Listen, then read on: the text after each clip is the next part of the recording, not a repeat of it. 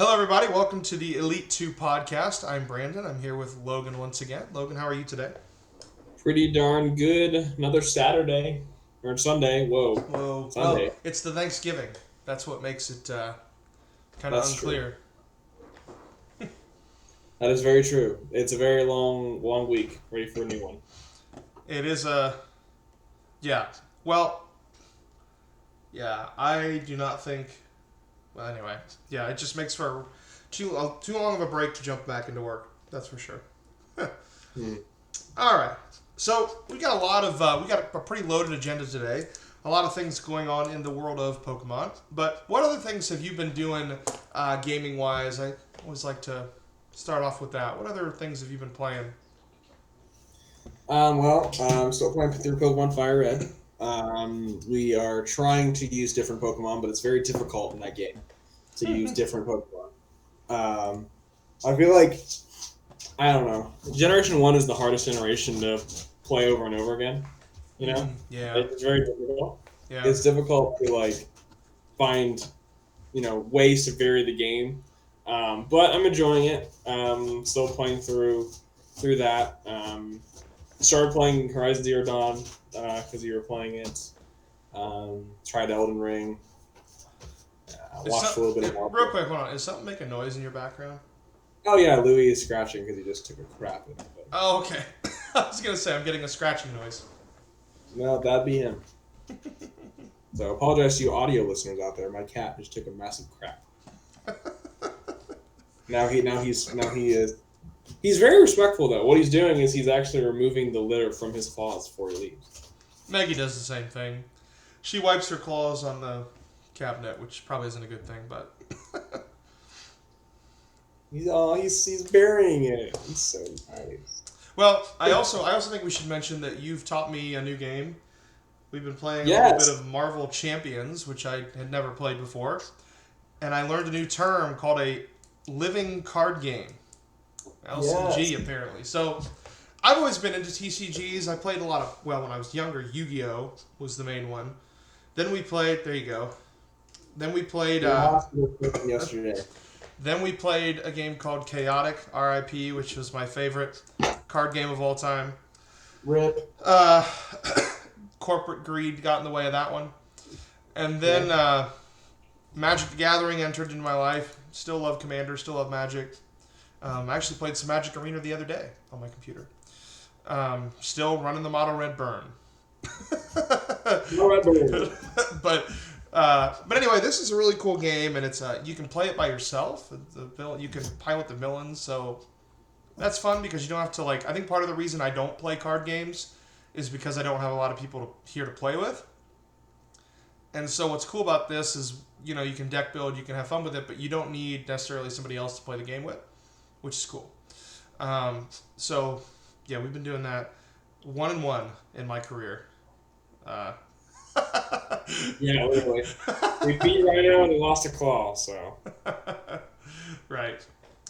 But we have a bit of a loaded event, a loaded day today. So the first thing I wanted to talk about is Pokemon's Reverum distribution. So let me grab that real quick. Where is my page on that? I thought I had it. Maybe I don't. Bear with me. Well, I'm bearing. evidently oh, there it is. Okay, I was going to say, I knew I had it. Um, so, this is from Pokemon.com. Get a special Reverum in Pokemon Scarlet and Pokemon Violet via mystery gift. Um, they start with, this is some great writing, ready? This should get your motor running. This should get your motor This running should get your because it's motor. a car, get You it? can add a Reverum. I remember listening to PK Cast and other people when the trailer came out for Team Star before Pokemon Scarlet and Violet, and everybody Yeah. was like, the car's got to be a Pokemon. And then there was like half of the people that were like, the car's not a Pokemon. You guys are nuts. Yeah. And then turned out the car was a Pokemon. Um, so you can add a Reverum with the peeved mark, which I don't even know was a thing, to your Pokemon Scarlet, Pokemon Violet team via mystery gift. When you assign the peeved mark to Reverum, it will be imparted with the title Reverum the Grumpy when sent into battle. Reverum is a popular choice among the delinquents of Team Star. In fact, they're this Pokemon's original trainer. So to do that, you're going to launch your game. You're going to go to Pokeportal. Obviously, I think you have to have the internet, right? You select Mystery Gift, get code with password, and the password is Team Star all caps. So if you type in Team Star all caps, you will get your peeved off Reverum. Do you like Reverum? I do like Reverum. The one thing is, like, it's so much cooler with Team Star, and by itself, it looks kind of basic. They definitely they definitely have special ones. That's for sure. Yeah, they have special ones for sure. I don't hate this Pokemon. I think there's worse designs Pokemon out there. I mean, we do live in a world where there is a gear Pokemon and a ice cream and a bag of trash. So I mean, it's fine. I do really like it. I actually haven't used it. I think maybe in another run through of Gen 9 I might use it just to see how it is. But I'm nothing against Reverum. It's a cool Pokemon. The titling is kind of cool how it changes and everything like that. But I'll definitely be scooping this up after the podcast. I actually really like the initial, the pre-evolution, the little engine. It's like I do like the little engine more. It's like a little motorcycle engine. I love it. Yeah. And we're going to talk about Marks a little bit later. I think you wanted to talk about Marks, so we'll save that for the Logan's Minute portion of the show. But I like it when they do these. I mean, they've given away. They need to stop giving away Gastrodon. But other than Gastrodon, other than Gastrodon, I will gladly take any free mon they give me, especially when they're competitive, which is pretty cool. I mean, those of you that want to get into competitive, one of the best ways to get a good competitive Pokemon is a lot of times they'll release one of the mons of the person who won, like the previous regional or the previous international championship. And so I think the last one they did was a Dragapult that was competitively trained. They've done, I just brain farted. What's the dolphin from Gen 9? Palafin. They did a Palafin that was used to win a tournament.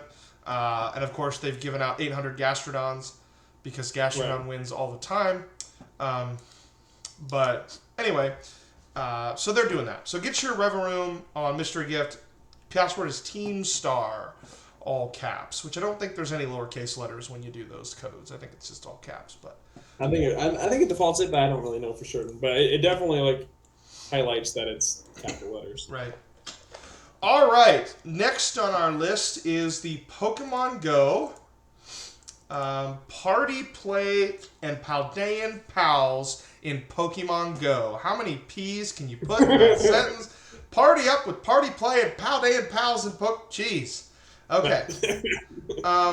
The Party Up event celebrates Party Play and Pokemon first discovered in the Paldea region. So we're already just jumping right into Gen 9 and Go, apparently, even though we don't have stuff from previous generations yet. Pokemon Go is fighting for your right to part... Okay, these writers were ready for vacation. Like they were ready to go on Thanksgiving. Pokemon Go is fighting for your right to party. That's literally the first sentence. That's amazing. Whip Party Up, an event celebrating Party Play and recent arrival of Pokemon originally discovered in Paldea through November 27th. Yikes. So, tomorrow. Your squad can join the party with event bonuses, research, blah, blah, blah, blah, blah. It says paint the town red. What? Oh my God. With event bonuses. Whoa, okay. Yikes. Wow. The Pokemon that will appear more frequently include Gothita, Solosis, Morlul, Sprigatito, Fuecoco, Quaxley, Lechonk, Nimble, Palmy, Smoliv, and Tadbulb. The 5-star raids will be Terrakion, and the Mega raids will be Mega Kangaskhan. Okay, so this Party Up functionality, I think you can join a party. I think you can have 4 people in a party, if I remember correctly, and it gives you group bonuses for doing things together.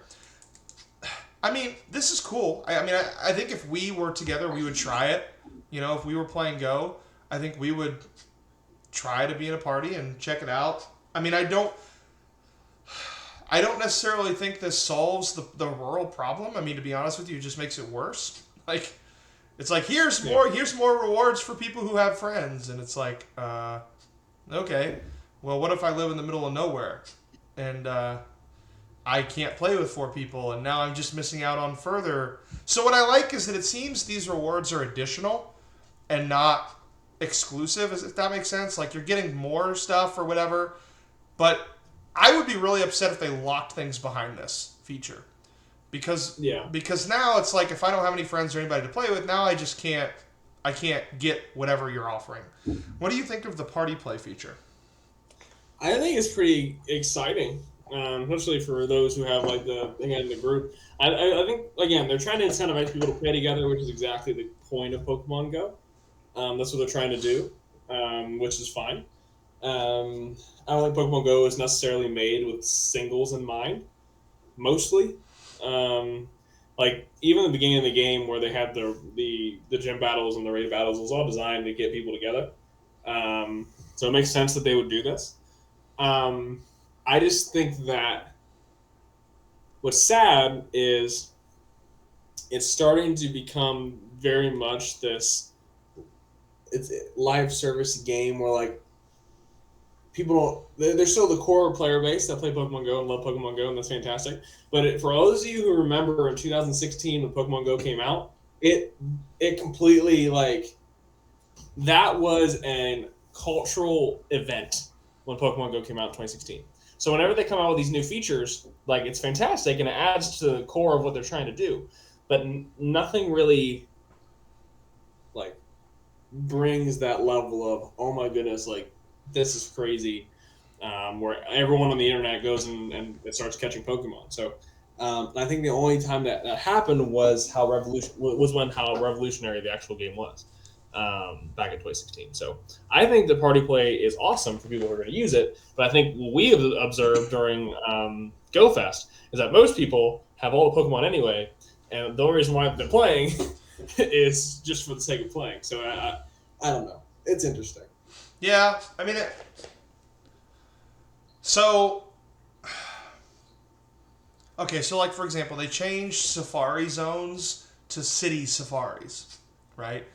So they're already showing signs of transitioning their events to being easier for them to run, if that makes sense. Like we're gonna spawn extra stuff in a city so that we don't need to hire an event management group and rent a park out and do all this stuff. We're just going to send you to a city and we're going to have extra spawns, which I've heard positive things about the city safari events. But like my issue is like you will never fix this issue. You will never fix this game for rural players.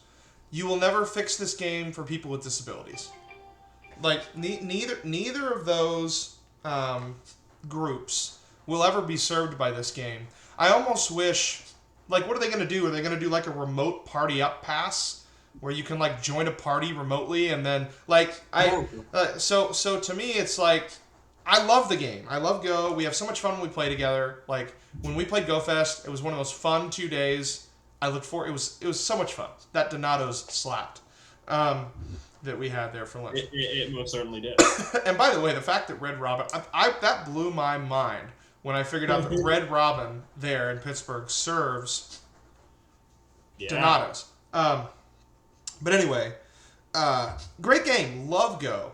The problem with Go is here in Wapak, where I live, it's a small town. Not very many people play. The group on Campfire is garbage. And so it's at the end of the day, I'm playing by myself if I want to play, and that's okay on like a community day. But I can tell you right now, I could probably count on two hands, less than 10, the amount of raids I had done before Worlds this year. Before the not Worlds, but before the you know what I mean the Go Fest, right? Because at the end of the day, I should change that. 5-star raids. I could probably count on two hands the amount of 5-star raids I've done. I can do 1 and 2 and 3-star raids, whatever. I mean, those are easy, but like the good mons, I don't have any of the legendaries or nothing because nobody plays. And so, yeah, I like that they're encouraging people to team up.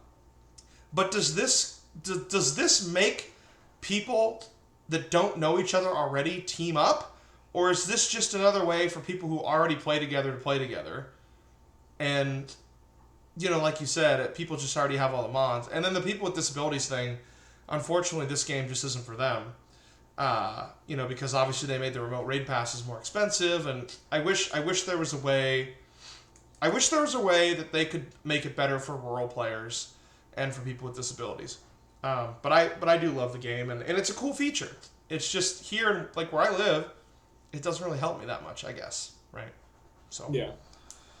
Well, so mark my words, right? For those of you who saw the Microsoft HoloLens test, where they did like a visionary outlook of what Pokemon Go will be, right? The moment that Pokemon Go is on one of these, the moment that happens, that's when we're gonna have another 2016 moment. That's when the feature is gonna be like, wow, like this is what we were envisioning for Pokemon Go. now that's gonna be cool. But now everybody's gonna have to. What are they gonna? Everybody's gonna have to get Google Glass now, or whatever.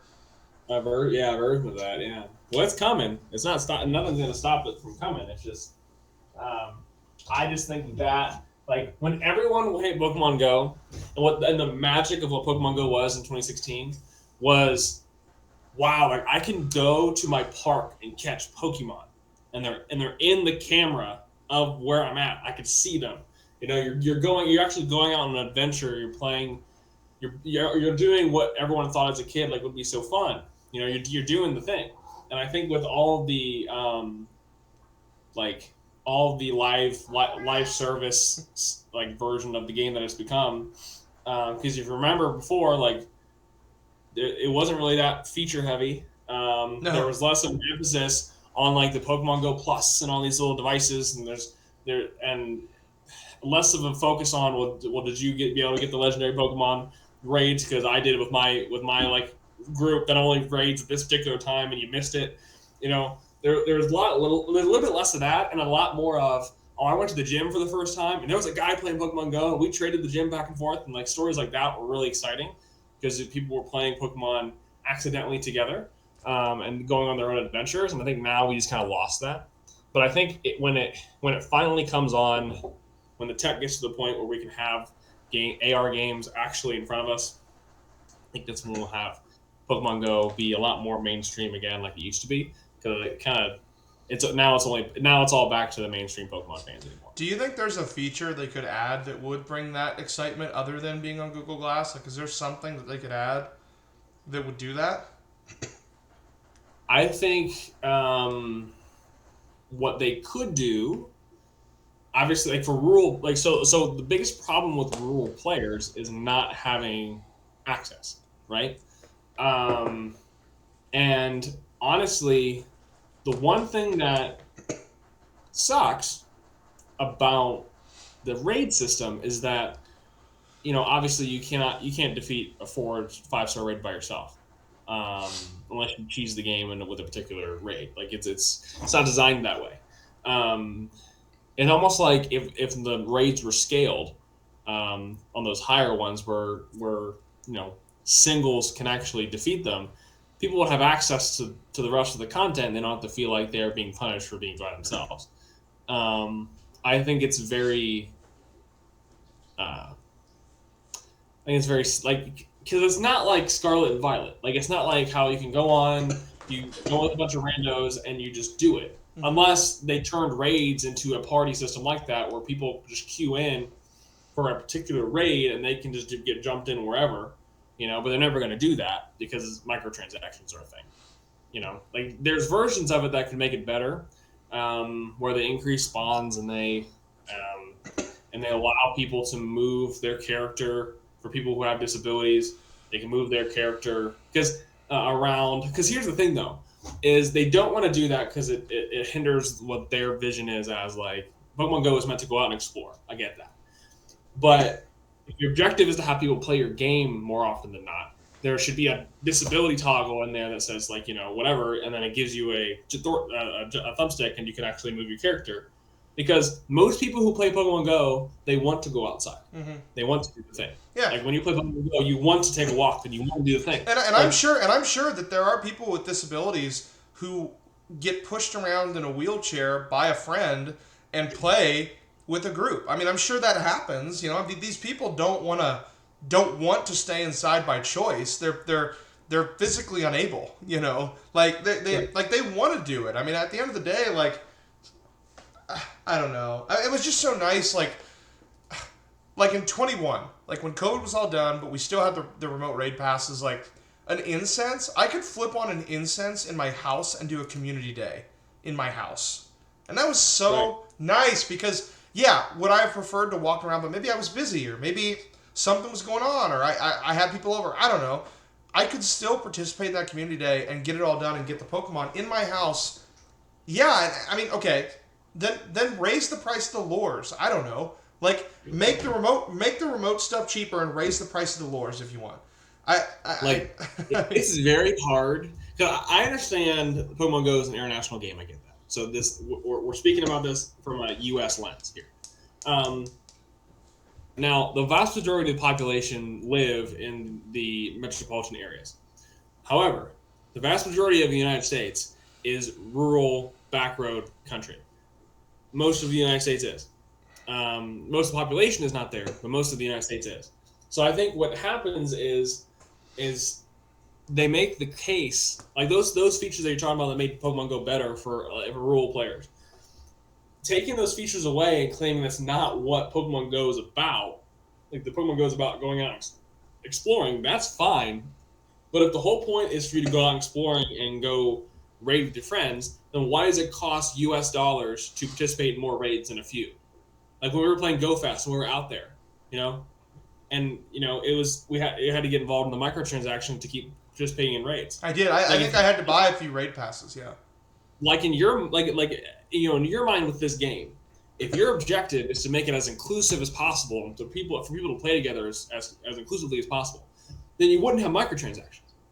So like you would have it, yeah, you'd have Pokemon, you'd figure out a way to monetize it differently because you paywalling features that allow people to play together goes completely against what the argument was to take those features away. Like that's my biggest pet peeve is when an organization, spouts a value and then portrays that value with a different action. Like that's horrible. So that's why I don't think that's truly what Pokemon Go is about, and they're trying to make it so, to optimize microtransaction revenue, which is the saddest part about it. But I think that's really what it's about. But those are the features that I would put in to make it better. And like I would bring those back from COVID, and then I would also create either a party system where it's server based and not peer to peer, and I would make it server based, and I would create lobbies for specific raids, and not have raids post up on gyms because that's not what gyms are for. Make raids a separate feature, exactly like Go Battle League. Go Battle League is amazing because people can just go on their phone and battle people. Mm-hmm. They don't have to be with them. They can just, do their thing and battle. Say whatever you will about the Pokemon Go battling system, but at least you can. Oh, I enjoy Go Battle League. I enjoy Go Battle League. I can if I don't feel like jumping on and playing a full-fledged VGC, and I don't feel like playing Unite, and I'm watching something on TV, but I want to play a little bit of Pokemon something, GBL is great because I've got my little Great League team. And I can play against people, and it's fun. And I go up the ladder, and I get that, hit of. And it's queuing. Yeah. You're queuing in. So why can't we queue into raids, Niantic? Because I want you to walk around and explore. So okay, you have 2 raids spawn in an area. Like, did anybody think anything through of so if someone's not in a Discord group or in a campfire group, what happens to those 90% of the player base? Because what I hate is when people put in features where they have the core, on the diffusion of innovations curve, the early adopters, they focus on the early adopters and they ignore everybody else. So that feature and features like how the raids are set up now are catering to that core audience, which is fine. And those are your whales, and those are people who will spend all the money in the microtransaction store, and they'll do all the things, and that's fine. But that's completely ignoring all the other people that would want to participate in these things and would play your game more if they had access to these more enjoyable features. Like on GoFest, I would have loved it if for the entire time you didn't need raid passes to do the raids and you just queued in. So you could do a raid. You could just sit there for 4 hours and do Rayquaza, Kyogre, and Groudon raids the whole day, and that was your day while you're catching Pokemon and walking around. Like that would be amazing. Well, and I think what they did, right? They had you buy a ticket for, I think it was like $16, and you got like, I don't know, 10 raid passes. So like I did raids probably until like 2 in the afternoon, and then I had to start purchasing stuff. But you're right. I mean, they want people to play together. But so I like to think of it this way, and I've heard other people say this too. Like, I want to pay for extra services. I don't want to be punished with less than the full game for not paying. And that's mobile gaming. So like if you provide a service, say raids were, I'm going to use a trading card game example. Say raids were free. Okay? Say raids, I can jump into a Rayquaza raid for free, and I don't have to pay for it, and I can get as many Rayquazas as I want, right? But, like, what if there was every, I don't know, 5th or 6th raid, there was a Ultra raid or something that had a 20% shiny chance instead of 2. I don't know. And if I want in the Ultra raid, I have to give them $1. Like, yeah, does that kind of suck? Because, yeah, I want to be in the Ultra Raid, but, like, I don't really care much about shinies. So now you're, like, taking money from people for a cosmetic, but you're allowing the rest of the player base to participate in your core game.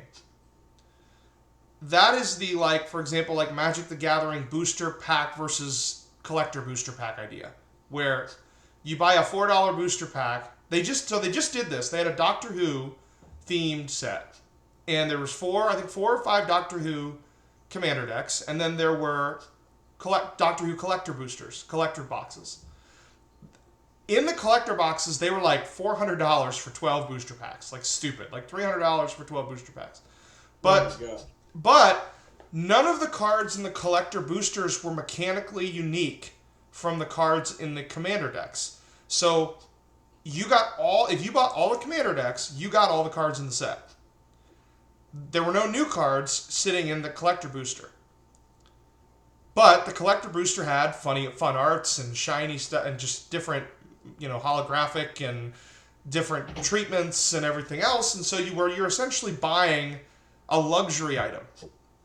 And I almost feel like, so because we go back to the idea that whales fund these games, right? Mm-hmm.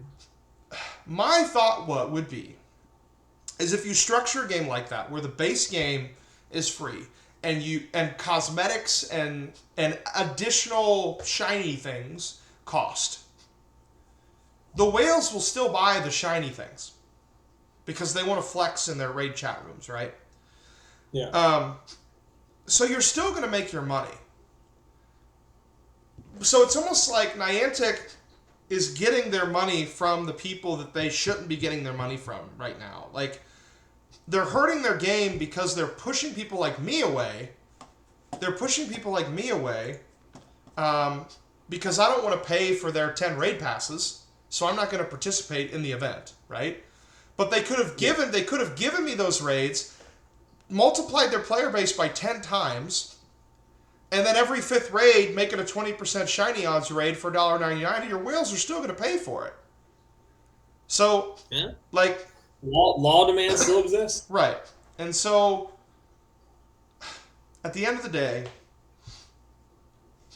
I like it when games charge for things. Like, I'm okay with microtransactions as long as I know what I'm getting and it doesn't affect gameplay. So I have a question for you then. Yeah. So all microtransactions go away. You queue into raids, and all those features from COVID are there. Pokemon Go costs $70 to download. Would you download it? 60 or $70. If Like full everything, price. Would you pay full price for Pokemon Go? would everything be free in perpetuity? Yes. Yeah, I would. See that's what's wild. And the paradox with me with these freaking live service games is that most people would buy the game. You know, most people would buy the game. If your game is good, people will buy the game. Like that's what's wild. So like if Pokemon Go is a fantastic game. So if all those microtransactions will go away, all those things that would make people like upset about playing your game, you just charge for your game. Well, but remember though, we have to think about return here. Like, if I charge for my game, right, I am not making any money on my current player base. So I have to sell more copies. Which means, so you do it like you do the Overwatch model, right? Overwatch does this, right? You pay. Yeah. Well, I guess Overwatch 2 is free. Never mind, because Overwatch 1 cost. But like Overwatch 1 cost, right? So you pay $60 for Overwatch 1. But the loot boxes and stuff are all cosmetic. Doesn't help your player. That's perfectly fine. The problem I see is that companies like to be lazy if they can be, like make enough money with the little amount of effort as possible. And it's like, if I charge $70 for my game, now I have to make sure that my game is always improving a lot, because I have to increase my player base and sell more copies.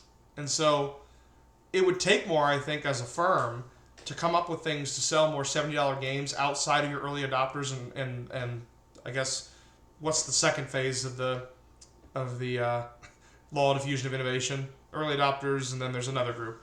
Outside of those two groups, you got to keep doing stuff. Whereas if I'm making all my money from microtransactions, now I can make money from everybody in perpetuity, no matter if they're a current gamer or not. And I theoretically don't have to make my game as good all the time. Like I don't have to, because now like I'm charging for raids, and so if these people want to continue to play my game, they've got to give me $1.99. And I guarantee you, if you looked at like an actuarial curve of like how much the average Pokemon Go player has spent in 6 years, I guarantee you it's more than $70 a person.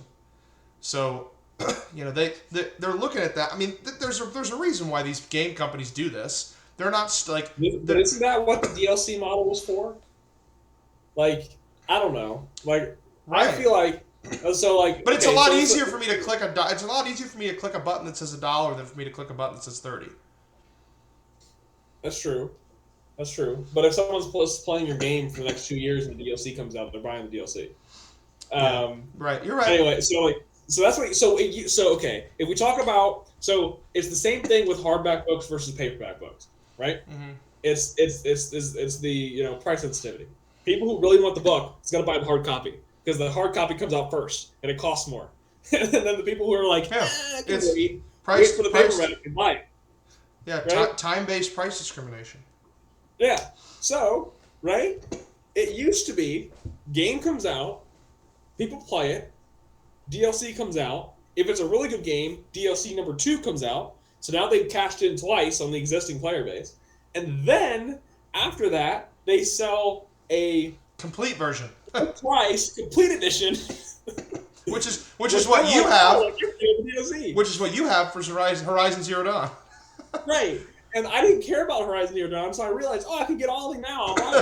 Like, it's all about price sensitivity, and it used to be that way, and it worked, and game companies made plenty of money. Like, I just don't. Not enough. Apparently. I just don't understand how. Now, this mobile game, but these things can process graphics 100 times better than the PlayStation 2 or 3. And the Switch. Good enough. And the Switch. And this is much more powerful than the Switch. This phone is is what was the comparison? It can play Resident Evil 7 at 720p, 60 frames a second. This thing can. Yeah, I mean that's why like Pokemon Unite runs on 60 frames on the phone, but only 30 frames on the handheld Switch. You can do full price games on this thing. So like, I get it, and it's coming. Oh, you wait, because all these mobile game people are looking at games like Madden and Call of Duty and Halo Infinite and all these games that are charging $70 plus. Madden is $1 billion game when they developed MUT mode. When they developed Madden Ultimate Team, it became $1 billion because you're paying 70. Some people are paying $120 for the game if they're getting the Ultimate All Madden whatever edition, and they're spending thousands of dollars on Ultimate Team packs. And so, like, these mobile developers have got to be looking at this, going, "Well, shit, these EA people are making a killing. Why can't we charge $30 for our game?" You know, especially in an environment where this little thing, like you said, can run Resident Evil 7. Like why? I'm actually surprised mobile games aren't, $30 yet. To be honest with you, I'm writing a paper on this right now in my doctoral program, and it just sickens me because, yeah. It sickens me because, like, gaming is about togetherness, right?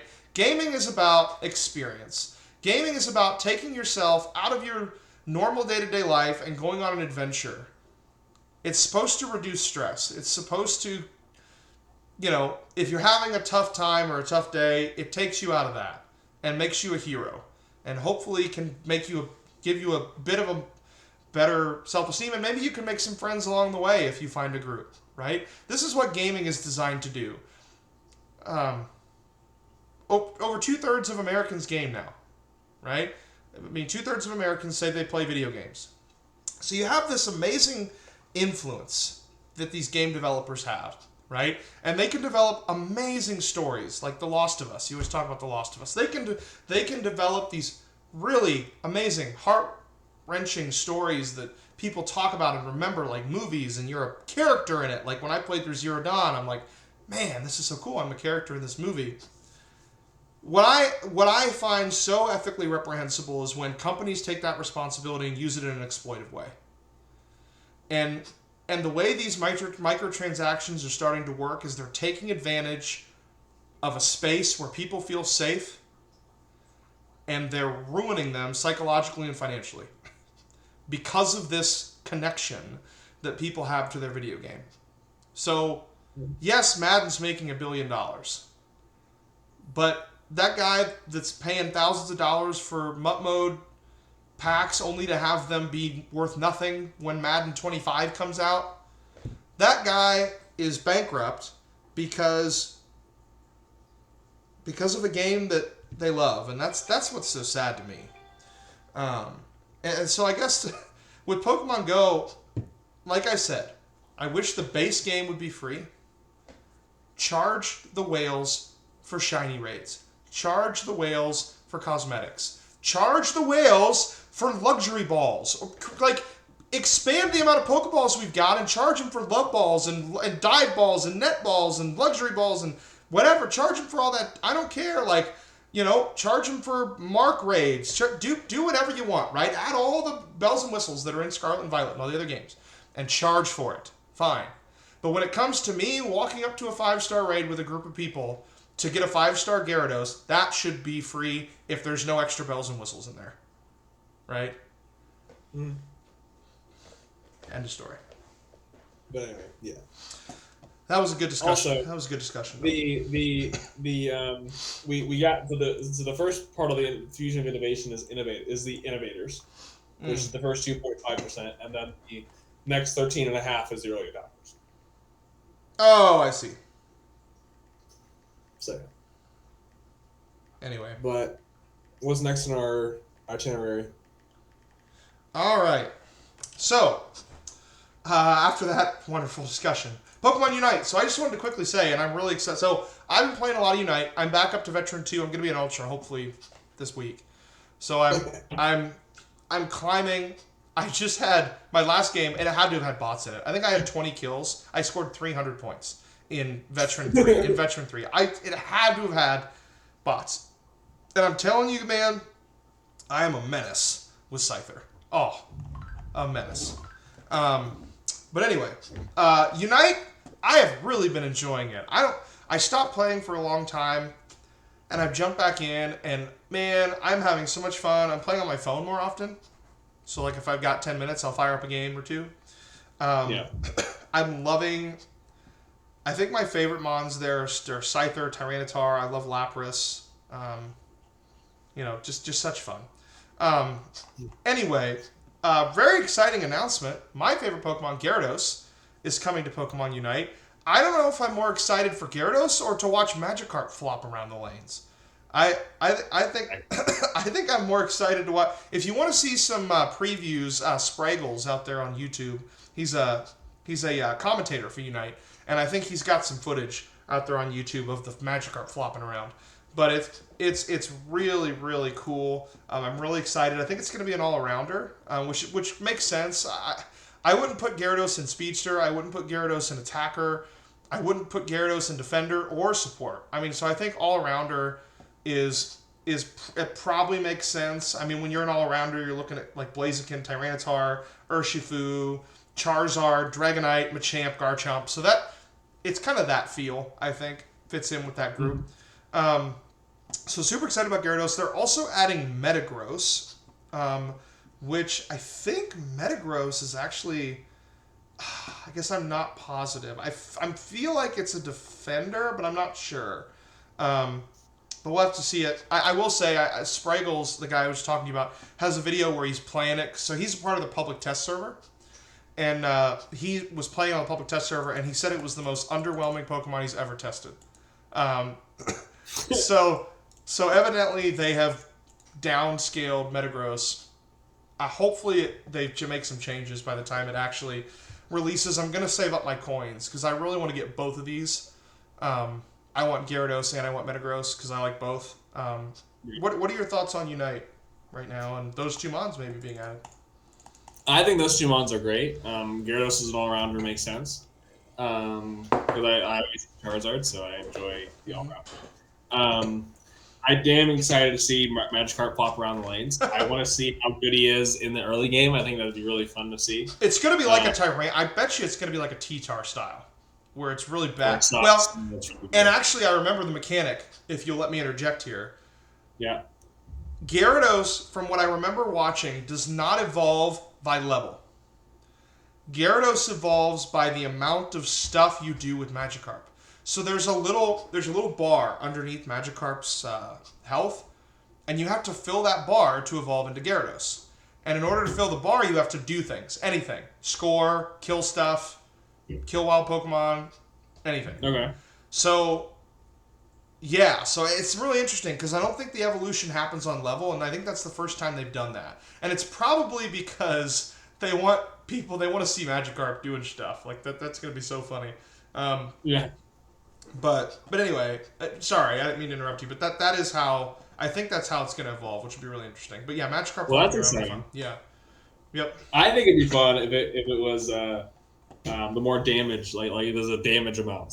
So if he takes enough damage, he evolves. It would be fun. It takes enough damage would be funny. Yeah. Yeah, that'd be hilarious. But no, I'm excited for it. It should be fun. I'll definitely try it when it comes out. But in terms of Unite, I enjoy MOBAs for what they are, but I don't really engage with them all that much. So it's good to see Gyarados in there. I know Pokemon Unite will make its money on all the lovely holoware for Gyarados. I can't even imagine some of the stuff they're going to make. Oh, it's going to be amazing. I'm going to have to get one. I'm sorry. You got to swipe your credit card on that one. That'll be good. Holoware for Gyarados, that's going to be pretty cool. But it's so funny because once Gyarados is in the game, I will literally play no other champion. I will always play Gyarados. Now, I still love my T-Tar and Scyther, but I will always play Gyarados. Metagross, yeah, I don't know much more about it, but Metagross is popular. I think we gave it best pseudo, right? When we were talking pseudos. So, I mean, so Metagross is a popular... okay, part of what I love about Unite is that it gives these mons a different identity. Like, everybody knows them for what they do in VGC. But these Pokemon get such a different identity in Unite, and some mons that like are no good in the game are like really fun and really powerful to use in Unite. I keep talking about Scyther, right? Scyther's garbage in the main games, right? The only time you ever use Scyther is if you want a false swipe user or something, right? But in Unite, Scyther is one of the quickest and speediest Pokemon out there to try to do damage and to try to get kills on other mons. Like, I mean, it's so fun. But it's Scyther. Like, who would ever have thought that? Or like another one is like a Zoomerl. Like a Zoomerl's really fun. Or like Aegislash or Greedent is very unique. So you got these mons that you would never use. Blissey. Mons you'd never use in competitive that just get a new definition and a new popularity in Unite, which I think is neat. Okay. Let's see here. What do we have next? I think since we're at 45 minutes, I'm going to go ahead and go to the Gdansk VGC Top 12. I just want to read off, and again, so the Gdansk region, I can't even say that word. I think it's in Iceland or something, or Sweden. Regional was this weekend of VGC. I have the day one most popular Pokemon, and again, there are really no changes. Iron Hands, Urshifu, Fluttermane, Tornadus, Hisuian, Arcanine, Heatran, Rillaboom, Landorus, Therian, Amoonguss. There is the water form of Ogerpon is on 21% of teams, Chine-Pao, and then Goldango. But again, we are in such a stale meta. Oh my good, like literally the same Pokemon. I mean, I will say one thing that's a little bit significant is I think this is the first one where Fluttermane is not number one. Fluttermane has always been number one, and now it's been passed by Iron Hands and Urshifu Rapid Strike. So, I mean, still on a lot of teams, but maybe falling out of favor a little bit. I think part of the issue with Fluttermane is that it is so weak defensively. I've never been a fan of it. Personally, just because I feel like it's real squishy, and I'm not very good at using fast teams, and so I feel like I always get it knocked out somehow. But anyway, what are your thoughts on kind of the VGC realm? By the way, I think that ended today, and I heard Hisuian Arcanine 6 championships in a row. Wow, that's crazy. Yeah, That's nuts. yeah, Yeah. I think that Fluttermane's interesting because it's especially defensive. So yeah, right. like Iron Hands, did beside, I guess Goldengo is a good example, a special steel type Pokemon. But like most of the steel type attacks that Fluttermane's going to see are physical attacks. Right. So it's kind of like it's very very squishy. It's like base like what 35 on both its HP stat and its defense stat. It's all the same number. I just don't remember. I think it's 35 or Yeah, 35. it's all the same. Fluttermane 55. 55. Okay. Well, still below average HP, below average defense. So if you get hits with a heavy slam, it's screwed. And what's interesting about Fluttermane is that since those popular Pokemon in the meta is Iron Hands with heavy slam, it gets a nice check there. But it's still one of the most powerful Pokemon. Fairy is one of the best types in the game. Mm-hmm. Ghost, very Ghost too. Ghost is pretty good.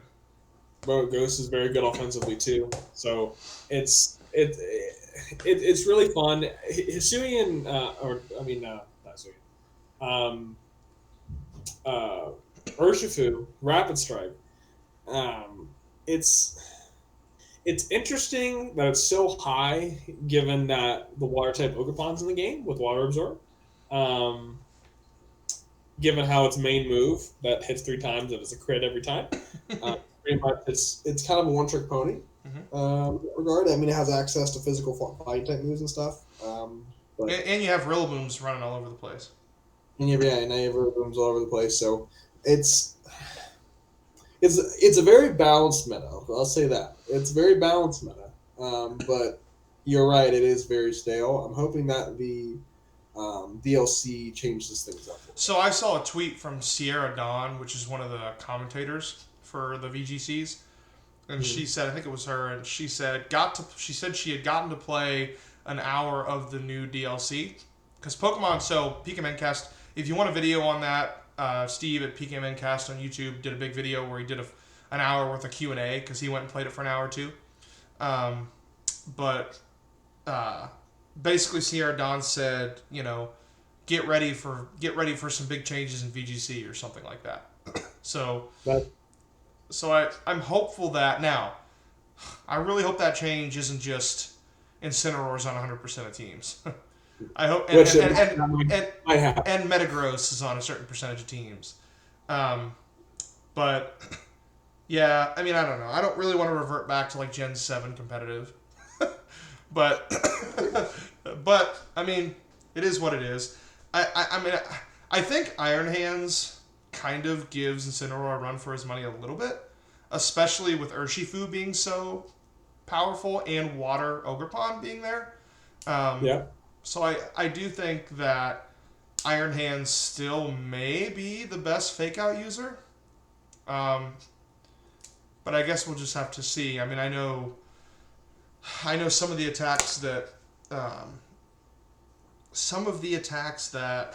Incineroar gets are pretty gnarly. So Oh, it's the most wild. It's nuts. You gave it Intimidate. You give it Parting Shot. mm-hmm. It doesn't have to run U-turn anymore. It is one of the best support Pokemon out there that can still do damage. And fire typing is one of the best typings in the game. So and dark typing can hit a lot. Of the offensive typings as well. It is a very good Pokemon. If you want to learn more about how good Incineroar is, Wolfie just did a video on the best his top 3 fire type Pokemon ever made. So check that out. And I bet you Incineroar was number 1. Was it number 1? Incineroar was on the list. On the list. Okay. I won't spoil what he thinks is number 1. Okay. All right. Well, that's the Gdansk regional. Again, congrats. What was day 2? Did day 2 change? I couldn't find day 2 in my searching. I'm not sure. It probably did. I mean, my guess is Ogerpon was off the list, which is what it seems to be.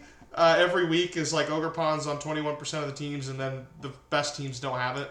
So yeah, which I think we talked about. I need to go back and listen to our conversation on Ogerpon to see, because did we say that we thought that it wouldn't be amazing because of its limitations, because it has to have, like, it's Terra type and it has to hold that item, so it can't hold another item. Like, it's predictable, right? I know. We did talk about that, but I do remember like I said that the person who finds the best set with the best team for Ogerpon will dominate an event, and that hasn't happened yet. But I think that'll happen. Someone will pair the water type Ogerpon with the perfect teammate in the perfect meta. Someone will find for one of the Ogerpon something great, and that team will go far for that player. So I think that is what's going to happen, but we'll see. All right. Well, I'm trying to find what the winning team was real quick, but I can't really. Yeah, I can't really find the winning team right now. It must be it's in Poland. Gdansk, Poland. That's where it is. But let's see. Oh, here we go. No, that's not it. Gosh dang it. That's funny because I just clicked. The thing I clicked on was the top 8 teams from the 2018 World Championships on accident. So it's just kind of funny to see some of these teams. This was back when Mega Kangaskhan was good, right? Yeah. Well, 2018 that was Ultron Ultramoon, so that was after the debuff of Kangaskhan. Okay. All right. One thing to note: Hisuian and Samurott raids. So let me get that up here real quick. I don't need that anymore. Sorry, I thought I had my tab for this, and evidently Definitely I didn't. So Hisuian Samurott Water type Terra in 7-star raid battles with the Mightiest Mark. It happened this weekend, 23rd through 26th. And then again, November 30th through December 3rd. So next weekend as well. Maybe this week I can try to do a stream like we did last time, Logan, and maybe we can try one of these. I always recommend checking PK Mencast recommendations. I'm gonna see what he has to say. Maybe I'll see if I can build something. Again, it's water type Terra, so I guess I'll just have to see what I want. But maybe we'll do a stream where we can build something and then try to do a couple. Sounds like a play. But again, just normal 7-star raid, and I guarantee you this one's probably going to be harder than some of the previous two. I think the previous two were pretty not as bad as some of the other ones. So anyway, that's going on. All right, so we are now towards the end here, and you had mentioned in the very beginning we talked about the peeved mark or whatever on, and you had wanted to talk a little bit about marks in your Logan's Minute section of this podcast. So I'll hand it to you a little bit if you want to talk a little bit about marks. Yeah. So one thing that I don't that I think the idea is fun, like the Reverum the Grumpy is really cool, right? But the one thing that like annoys me with it is like, okay, so it's the same thing as what cosmetics did to gaming, right? It used to be, and if you play Spider-Man on PS4 and PS5, it's still this way. I got Spider-Man 1 on Black Friday, so I have that. I can't wait for you to play it. I want to know just how I'm playing through Zero Dawn. You want to know what I think about the story? I want to know what you think about the Spider-Man story. Yes. But anyway, maybe I'll start that tonight instead of Forbidden West. Shake it up. There you go. Yeah. So it's interesting because, like in Spider-Man, you're playing the game, you're getting resources, and then you're using those resources to unlock suits, right?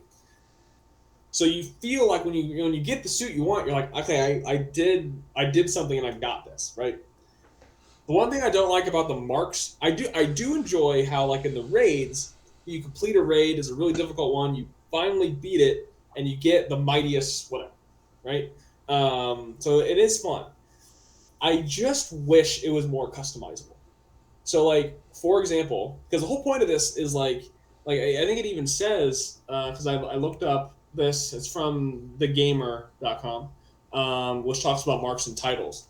And marks also grant a title to the Pokemon when it's sent out in battle, allowing you to customize your favorite Pokemon to their personality. I wish that there was a way to where, like, let's say you're playing a playthrough with a group of Pokemon, and you nickname the Pokemon, they're your whatever, and there's a section there, and then towards the end, like, you can, like, maybe like if you're in the Hall of Fame and you register your Pokemon in the Hall of Fame, you get to give them a title, or they get a title, right? And you can name them, so and so, the whatever. Yeah. And where I traveled like the whole region with these Pokemon. I achieved the rank of champion. These are the Pokemon I got with that. Here's their associated title that they got from being registered as a champion. And then if you want to keep playing through the Elite Four, keep registering Pokemon, you can then keep getting titles and customizing titles. I just wish that was how you got them instead of just like events like this. Because number one, even in the raids, the titles aren't that special, because everyone has a chance to get the same thing, and it's the same Pokemon. It's not special to you necessarily. And I just wish that mechanic, the same way how like cosmetic purchasing and microtransactions kind of ruined the gathering of armor in like non-RPG games and stuff like that. Like how it kind of ruined that, how it became kind of cheap. It's kind of the same thing to me. Like, these titles are so cool. It's such a great idea, but I wish you earned them. I wish there was like a thing where like you did something and then you earned it. Like, Mewtwo is in every copy of Red and Blue, but when you got Mewtwo, like at the end, and you did the whole thing, and you caught Mewtwo. Like that's my Mewtwo. I did a thing. I accomplished something. I had to beat the Elite Four to get access to this Mewtwo. That is what I would love to see more out of Pokemon with stuff like this. It's the same thing with the stupid mythical Pokemon. Stop giving out Mews. Like, I'm so sick of like this crap. Like, for example, Arceus and Let's in you know, the Legends Arceus. Legends Arceus game. Like, the fact that you have to complete the Pokedex to get Arceus, and that's the only legitimate way to get Arceus, besides the stupid event in Gen 4, only available in Japan or whatever. Like, that's the only legitimate way at this moment, in this moment in time, to get an Arceus. Like, that is awesome. And I wish things like the titles were more like earned in the game. Yeah, I mean, I could see that being very cool. Like if I have a starter and I use it the whole time and I have memories, you know, I can customize a title for that Pokemon. You know, that would be really cool. I like that, and I also I agree. Like the people that I watch that like marks love the mark hunting kind of thing. Mm-hmm. So I don't know why they don't hate these raids, because like it's the logic. Like the people that love to shiny hunt in the mainline games, some of them don't like Pokemon Go because they're like, oh, Go is just a shiny machine. Like shinies used to be difficult, and now you just go on Go and you do one thing and you have a shiny, right?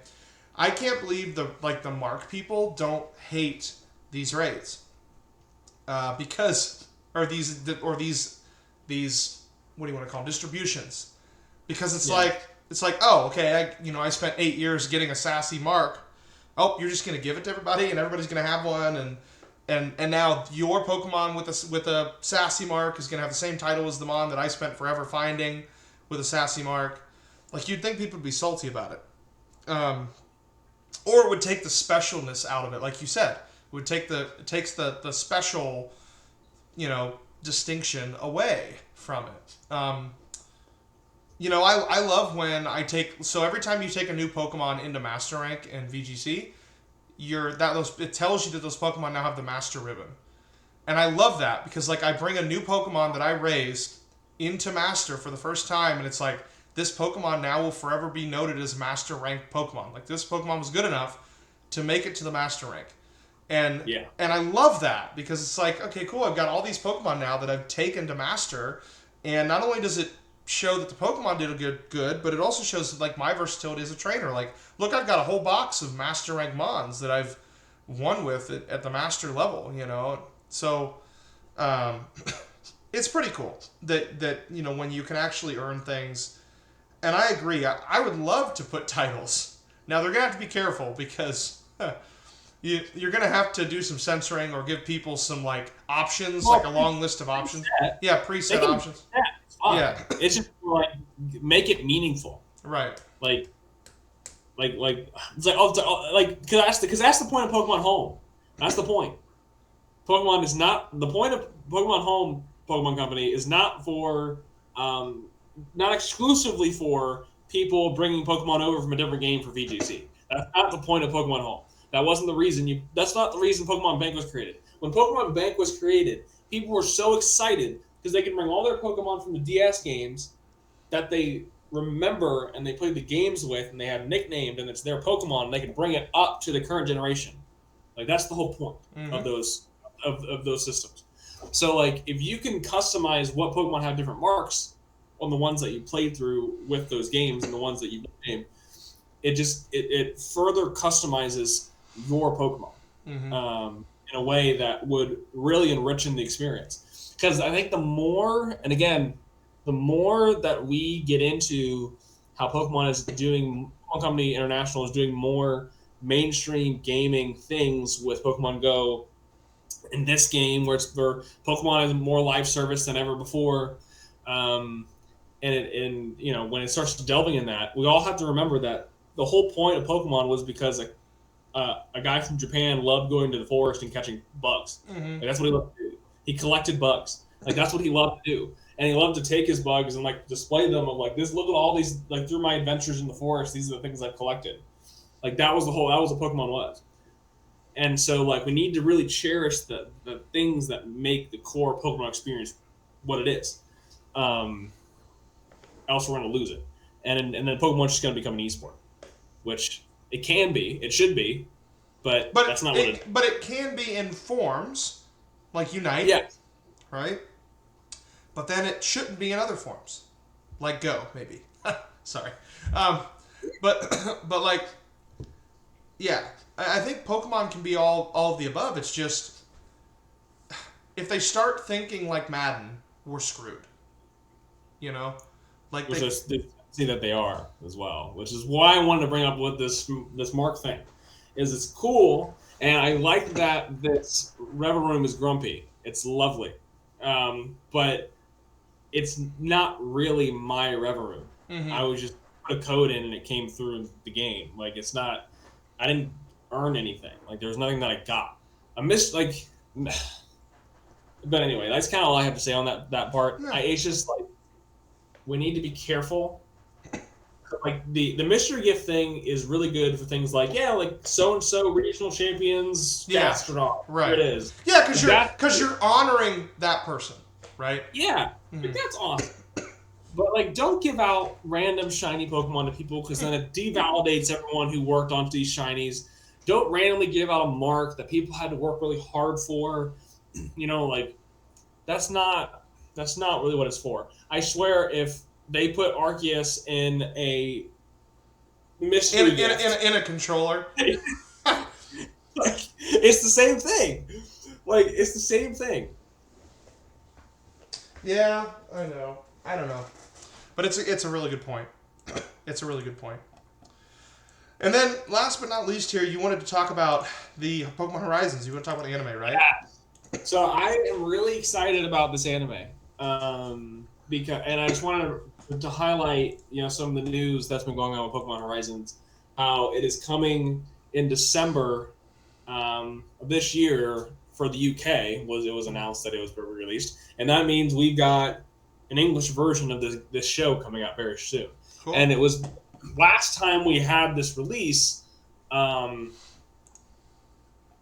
Great Britain got it before us, and then we got it shortly after. So I'm guessing that we're going to get Pokemon Horizons probably close to the turn of the year. Mm-hmm. January, February is what I guess we get it, which I'm really excited for this. For those of you who watched so fun fact, Pokemon Journeys was the first Pokemon series I watched from the start to the end. I watched the whole thing every episode. I've watched every generation kind of, but I've missed a lot of episodes in between a lot of the seasons. I've watched a lot of it. I love Journeys. Journeys is the best anime seasons ever. The last few episodes with Ash accomplishing his goal and Go accomplishing his goal, absolutely fantastic. And we finally get an anime without Ash. And it's actually, and if you look at some of the material on it, like Cerebi has a lot of really good stuff where it goes through some of the characters and some of the stuff with the episodes, and just to give you guys an idea of where we're at with it, in Japan, they're on episode 31 of the show.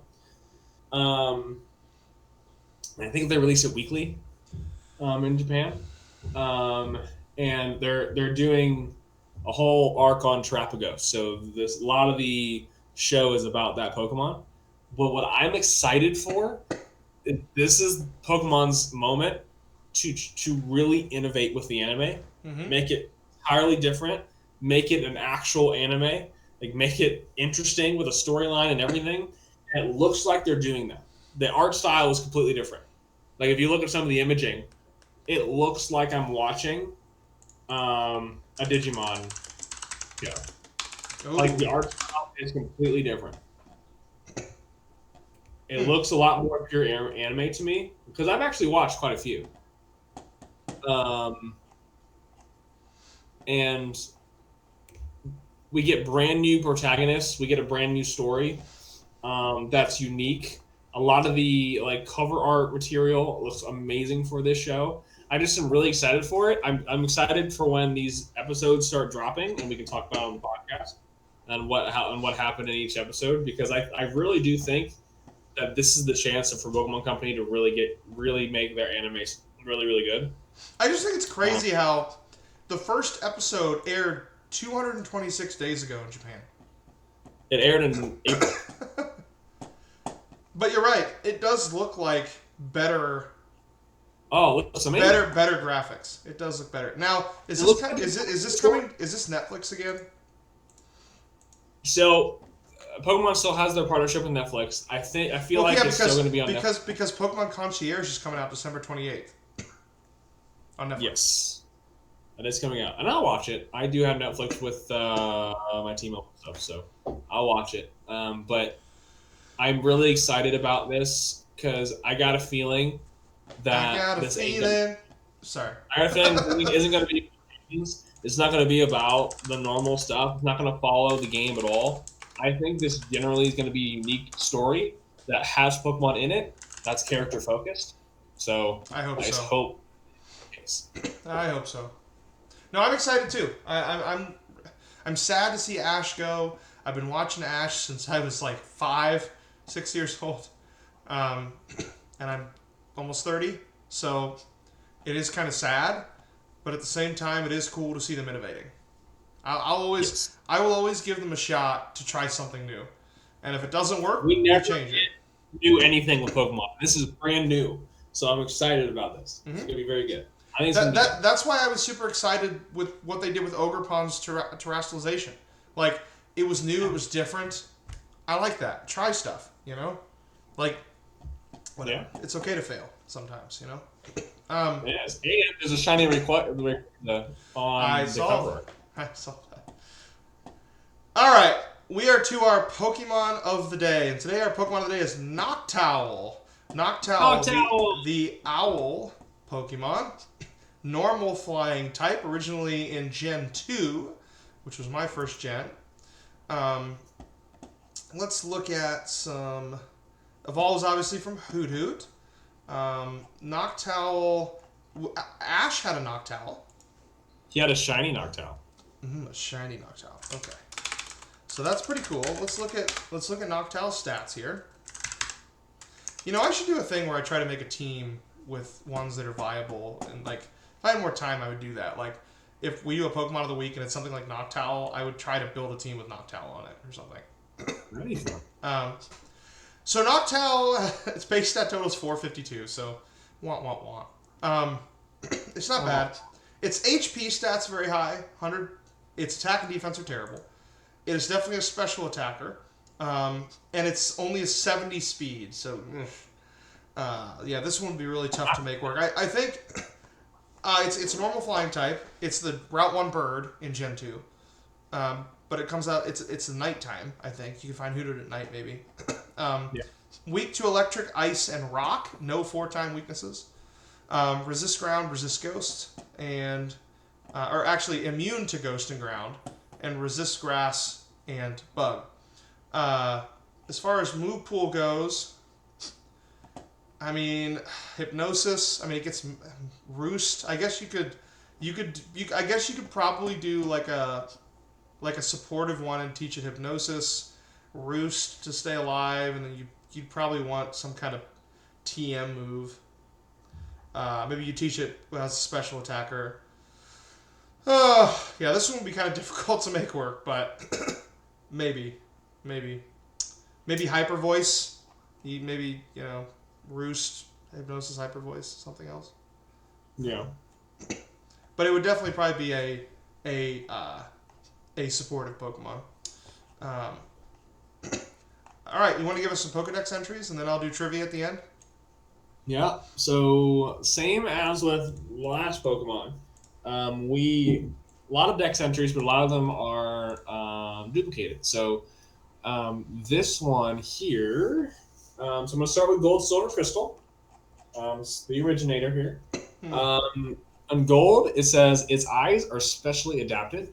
They concentrate even faint light and enable it to see in the dark. Okay. So it is a time Pokemon. And then Silver, when it needs to think, it rotates its head 180 degrees to sharpen its intellectual power. Because it's an owl. Nice. And then for Crystal, it says its extremely soft feathers make no sound in flight. It silently sneaks up on prey without being detected. So it's a night Pokemon. In Ruby Sapphire, it shares the same dex entry. Noctowl never fails to catch prey in darkness. This Pokemon owes its success to its superior vision that allows it to see in minimal, and its soft, subtle wings that make no sound in flight. So very similar thing there. The rest of it's kind of about the same stuff. Diamond, it says its eyes are special. They can pick out objects as long as they're the tiniest amount of light. And then, which is really funny, in Pearl, it says it flips its head upside down. If it flips its head upside down, it's a sign that it's engaged in very complex thinking. Owl. Thing. Yeah. So I'm going to move quite ahead here for a couple, which is really interesting. In Ultra Sun, in Gen 7, its dex entry is with eyes that can see in pitch darkness, it never lets its prey escape. Some even call it the Emperor of Dark Nights. Oh, wow. The Emperor of Dark Nights. I like it. Very flying, that kind of culturally motivated there. Now, something that I think we have to recognize, and Noctowl is 5 feet tall. Yes. He is 5 feet tall. That's a big owl. That's massive. I mean, he would scare the shit out of you. If you were in the forest tonight and you saw a 5-foot owl flying at you. Right. Jeesh. You know what's crazy? What? And I don't know if you might cover this in trivia, so I won't talk about it. But if you don't, I'll bring it up. Yeah, that's pretty much it on the dex entry. Well, the trivia at Ball and Bubblepedia only has 2. It only has 2. The first is, in Generation 9, Noctowl is unable to learn Defog, but its pre-evolution can, which doesn't mean anything. But the main trivia is Noctowl is the first Pokemon to appear as a shiny in the anime. Yes. The other thing I wanted to talk about as well is fun fact. Fun fact, I don't know if this happened with a lot of Pokemon, but they retconned his stats. Really? Yes, so in Generations 2 through 6, it looks like, base stat total of 442. But in oh yeah, 7 onwards, they gave it 10 extra points in special attack, which I don't know why. Why? That's weird. But they increased his special attack in that generation onwards. So very interesting. I wonder why they did that. Something else I found kind of interesting about Noctowl, and this might be a unique ability. I don't know if there's any other. Let's see, are there any other? Yeah, I guess there's a couple Pokemon that get it. But it shares this ability. Yeah. So its special ability is Tinted Lens, which says it powers up not very effective moves. Yeah, it's weird, isn't it? Which is pretty cool. I don't know. I mean, you attack a not very effective move, powers it up. So. By how much? By how much? Do you know? I do not know. It just says powers up. It says this Pokemon can use not very effective moves to deal regular damage. Oh wow, that's that's the Scarlet and Violet definition of the ability. This Pokemon, the Pokemon can use not very effective moves to deal regular damage. That's actually pretty good. That means it can hit its weaknesses. I mean, it's only weak to, let's see, rock, ice, and electric. But that means, like, if you're faster than an electric type, you could hit it for full damage. Oh wow, yes. Mm-hmm. So that means if it has a hidden ability, any move that would be not very effective hits for neutral damage. Right. That's pretty good. Wow. Pokemon who also have that, not as their hidden ability, but as a second ability, Venonat, Venomoth, both can get that. Interesting. Illumise and Yanmega both get that. Mega gets this. Well, everyone uses Speed Boost, so Yeah. I didn't know. As a hidden ability, Butterfree, Wow. Hoodoo Noctowl, Mothim, Sigilith, Hisuian Braviary, nimble, and low kicks. So, pretty cool. But I would say of all those mons, I would imagine Noctowl. Maybe Yanmega is probably the best, but you wouldn't run this on Yanmega. You'd run Speed Boost. So, Yeah. I don't know. I like it. Maybe that's kind of cool. I'm really into that ability. And I like Noctowl. It's a great mon. I mean, come on. It was in the first route. Hoothoot was in the first route of my first ever game. I have a special place for Noctowl. So maybe someday we'll do a fun build and just try to use Noctowl for kicks. 5 foot tall owl. That Look at those streets. that's wild. Okay, for those of you who think we haven't advanced in sprite art, get out of here. Like Noctowl's looking good in these newer generations. Yep. All right. Well, that is our last topic. Anything else you want to say for the good of the order before we call it? No, I'd say that's it. Alrighty. Well, that was another episode. Thank you guys so much for watching or listening to the Elite 2 podcast. I'm Brandon. I'm with Logan. We will see you guys next week. Come by, watch some of our videos, subscribe to the channel. It really helps us. We'll continue to be putting out content as we move forward. So everybody have a great week, and we will see you next week. Bye-bye. Bye.